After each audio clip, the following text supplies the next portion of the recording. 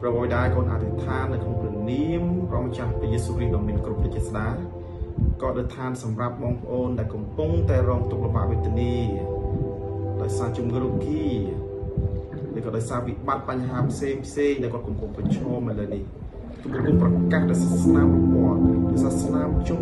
សាសនារបួសរបស់អង្គប្រកាយព្រះយេស៊ូវគ្រីស្ទពួកគាត់បានជាសះស្បើយតាមក្បាលដល់ចុងជើងព្រះអង្គឲ្យសូមផ្ដល់ព្រះគុណឲ្យពួកគាត់ដល់សេចក្តីមេត្តាករុណានិងសេចក្តីសប្បុរសរបស់ផងទ្រង់បានបង្ហូរ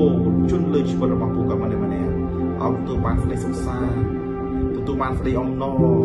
ទទួលបានសុវត្ថិភាពនិងគ្រប់ទាំងកិច្ចការដែលគាត់បានធ្វើនិងធ្វើដំណើរទៅទាំងមកផងដែរព្រះម្ចាស់គុណនឹងចាំអធិដ្ឋានសម្រាប់បងប្អូនវីរៈកងទ័ពរបស់កូនដែលធ្វើសង្គ្រាមជាមួយនឹងខ្មាំងស្ត្រដែលឈ្លានពានលើទឹកដីកម្ពុជានេះ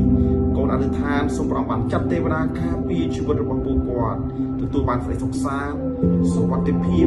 មកពីព្រះម្ចាស់ព្រះយេស៊ូវគ្រីស្ទផងដែរហើយកូនអធិដ្ឋាននឹងចាំសម្រាប់បងប្អូនភាសាទាំងបរិសុទ្ធទាំងស្ត្រីទាំងកុមារាកុមារីទាំងចាស់ទាំងក្មេងឲ្យពួកគាត់បានទទួលការផ្សះផ្សាទទួលបានសេចក្តីសង្គ្រោះពីព្រះអង្គទទួលបានប្រគុណរបស់ទ្រង់បានពេញក្នុងជីវិតរបស់ពួកគាត់ហើយបើគាត់មានជំងឺរោគីចូលគាត់បានជាសះស្បើយក្នុងព្រះនាមព្រះយេស៊ូវគ្រីស្ទសូមបានចម្រើនកម្លាំងប្រទានពរគាត់មានសុខភាពល្អប្រទានពរអាហារ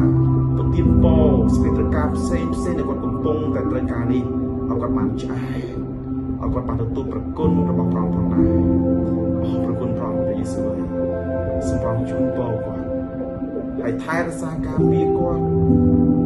ជ្រកនៅក្រោមរលកនៃប្រគុណដ៏បរិបូរណ៍របស់ទ្រង់ផងដែរកូនអធិដ្ឋានសូមនៅក្នុងព្រះនាមដ៏ពូផុតគឺព្រះម្ចាស់ព្រះយេស៊ូវគ្រីស្ទអាមែនបើសិនលោកអ្នកបងប្អូនបានជឿតាមសំណុំពរអធិដ្ឋានដូច្នេះសូមឆ្លើយខមមិនខាងក្រោមអាមែនទាំងអស់គ្នាសូមព្រះប្រទានពរ